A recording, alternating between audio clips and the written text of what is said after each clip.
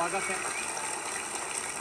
आपकी अदालत में हम ऐसे लोगों को इनवाइट करते हैं जिनको लेकर जनता के मन में उत्सुकता रहती है, जिनसे लोग सवाल पूछना चाहते हैं, जिनके बारे में लोगों के मन में क्यूरियोसिटी होती है।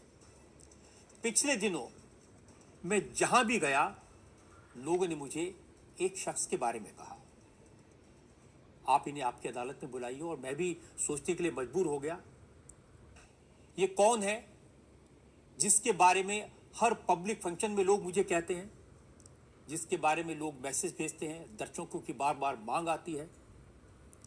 पता किया, इनकी सोशल मीडिया पर काफ़ी फॉलोइंग है। जब ये अपने घर से बाहर निकलते हैं तो सड़क पर ट्रैफिक जाम हो जाता है, लाखों लोगों की भीड़ इकट्ठा हो जाती है। इस शख्स को आपकी अदालत में आमंत्रित कर रहा हूं। प्लीज वेलकम बागेश्वर धाम के प्रमुख धीरेन्द्र कृष्ण शास्त्री।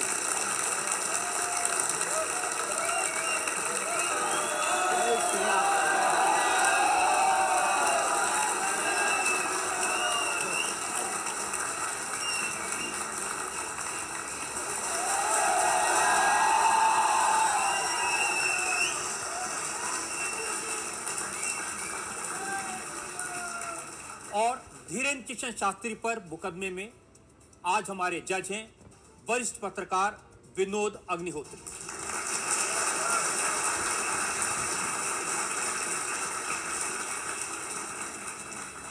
इससे पहले कि मुकदमा शुरू करें, इल्जाम सवालात का सिलसिला शुरू करें, आज के जज विनोद अग्निहोत्री की इजाजत चाहेंगे आज की कार्रवाई शुरू करने के लिए।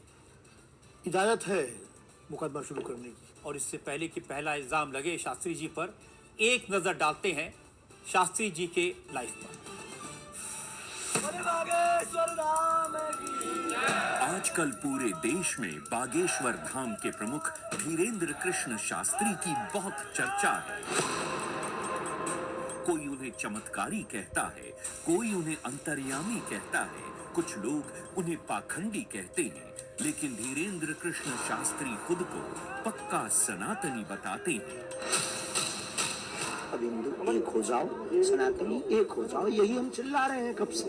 शक्ति का प्रभाव दिखाना यही हमारा उद्देश्य है। धीरेन्द्र कृष्ण शास्त्री का दावा है कि उनके ऊपर बजरंगबली की विशेष कृपा है।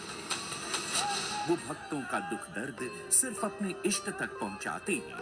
चूंकि भक्तों पर कृपा बरस रही है, इसलिए धीरेन्द्र कृष्ण शास्त्री का प्रताप भी बढ़ रहा है। उनके भक्तों की संख्या अब लाखों में है। धीरेन्द्र कृष्ण शास्त्री सिर्फ 26 साल के हैं। साल 2 साल में ही बागेश्वर धाम के पीठाधीश्वर के रूप में वे विख्यात हो गए।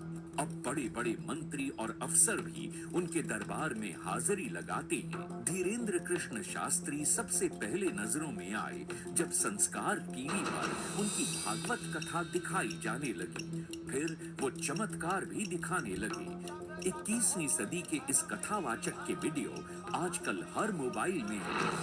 बाबा इंस्टाग्राम से लेकर फेसबुक तक हर जगह छा चुके हैं। जैसे जैसे धीरेन्द्र कृष्ण शास्त्री की लोकप्रियता बढ़ी तो विवाद भी सामने आ गए। धीरेन्द्र कृष्ण शास्त्री का दावा है कि वो कोई पैसा नहीं लेते। जो उनके दरबार में आना चाहता है उसे सिर्फ हनुमान जी के यहाँ नारियल बांधकर अर्जी लगानी पड़ती है। धीरेन्द्र कृष्ण शास्त्री एक अच्छे वक्ता हैं। अब उनका संकल्प है कि वो सनातन धर्म को घर घर पहुंचाएंगे और भारत को हिंदू राष्ट्र घोषित करवाएंगे। आपकी अदालत में धीरेन्द्र कृष्ण शास्त्री अपना मुकदमा खुद लड़ेंगे। तो आइए शुरू करते हैं आज का मुकदमा। आपकी अदालत में पहला इल्जाम धीरेन्द्र कृष्ण शास्त्री। आपकी अदालत में बागेश्वर धाम के प्रमुख धीरेन्द्र कृष्ण शास्त्री पर आरोप है कि ये पब्लिसिटी के लिए स्टंट करते हैं। शास्त्री जी, बहुत सारे लोगों ने मुझे कहा कि आपको आपकी अदालत में बुलाएं। सोशल मीडिया पर आपकी मैंने देखा बहुत लंबी चौड़ी फैन फॉलोइंग है, 40 लाख लोग आपको फॉलो करते हैं। बहुत सारे वीडियोस मुझे लोगों ने भेजे। आप सड़क पर निकलते हैं तो चारों तरफ भीड़ लग जाती है। तो एक वीडियो मैं जनता को दिखाना चाहता हूं जो आपके लोगों ने मुझे भेजा है।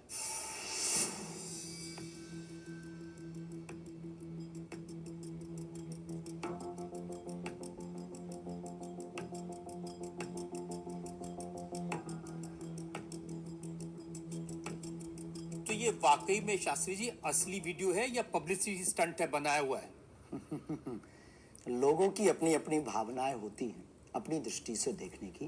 ये वास्तविकता एक जगह की नहीं है। जहां जहां बागेश्वर बालाजी का दरबार लगता, जहां जहां बागेश्वर बालाजी की कृपा से दास कथा करने जाता, ये तो कम है, कैमरे में कम आया है, और ज्यादा है।